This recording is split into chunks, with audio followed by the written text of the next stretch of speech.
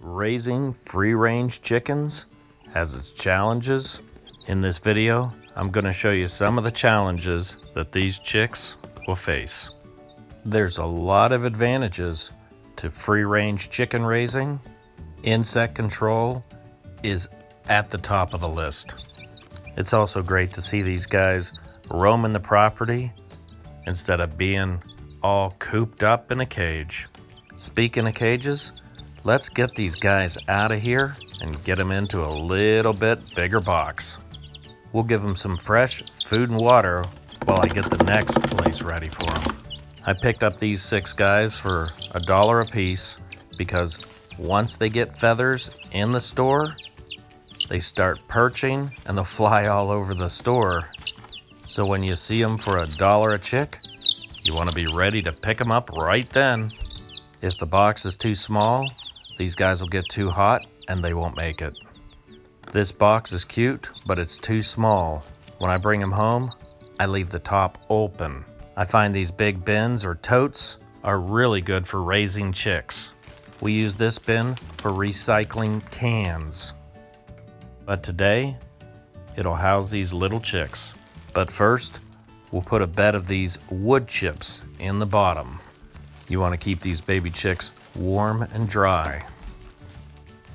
So just spread them out nice and even. Then I'll clear out a spot because this is where the food's gonna go. I use these heavy vacuum and pressure gauges. You need to elevate the food and the water up a little bit or you'll have food and water everywhere. Now that the pillars are in, I'll go ahead and add some more wood chips. And of course, while I'm prepping this, the little chicks are trying to get out of that box. So I put some cardboard strips on there just to keep them in a little longer.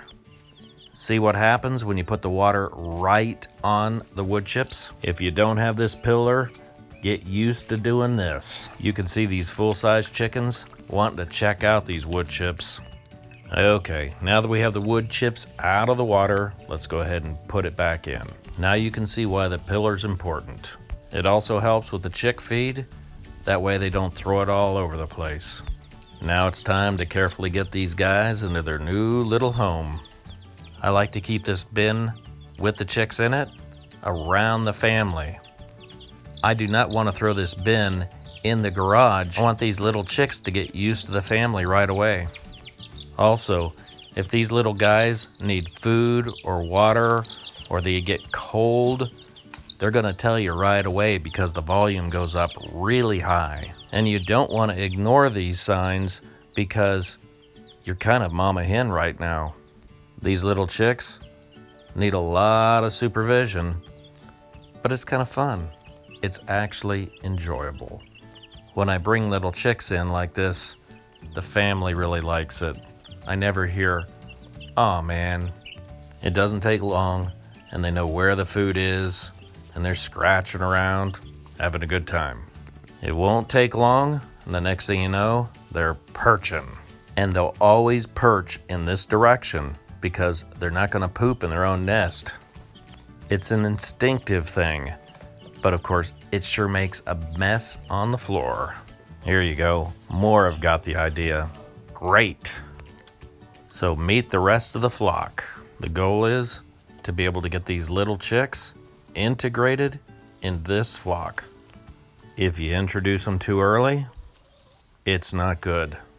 There's a natural pecking order, and if they're too young, they won't make it. Introducing these chicks is a little bit of an art form. You gotta let everybody get used to each other. That gray chicken in the back, that's West. He's the rooster. He's the leader and the protector of this flock. So back inside, I'm trying to keep these little guys contained. You can see a lot more feathers on these wings. It becomes more and more of a challenge to keep them in. It's time for these guys to go outside. So once we get these blockades off, we'll be able to scoop them up and take them out to a special coop outside near the big coop. The more you work with these guys, the easier they are to catch. This is important because if there's a predator, sometimes you have to act fast. So out of these 6 chickens, 4 are amber link and 2 are Rhode Island Reds. I personally like a breed called Americana. Some people call them Easter eggers because they lay green eggs. Green eggs are cool. These chicks do not want to stay in the box. It is definitely time to go outside. Rounding up these chicks kind of reminds me when you go to the pet store and they're trying to catch that one goldfish that you like. Sometimes the last chick is a little bit of a challenge. After a while, you start to know the personalities of these little guys. Okay, that's number 6. So we'll take this little transport box out to the little coop. So we have the bigger coop in front and then the smaller coop in the back. This smaller coop is fenced in, and this is how we'll introduce these little chicks to the chickens. Now when these little chicks drop the food on the ground, the chickens will eat it and they'll start to get familiar with these little guys. So they'll have the protection of the cage, but they'll all be able to communicate. So now one at a time, we'll take them out of the box and get them settled in to their new home. This second coop also comes in handy if one of our other chickens gets hurt and we need a temporary hospital.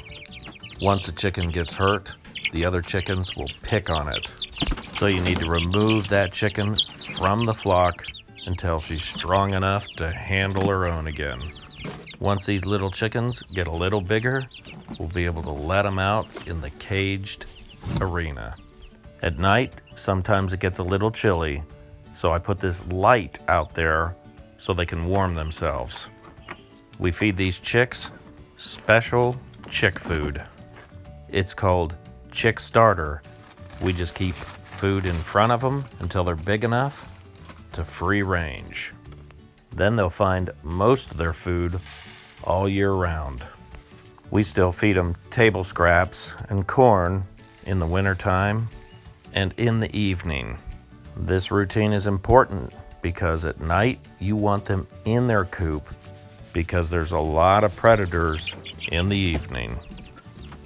The big chickens outside are already very interested.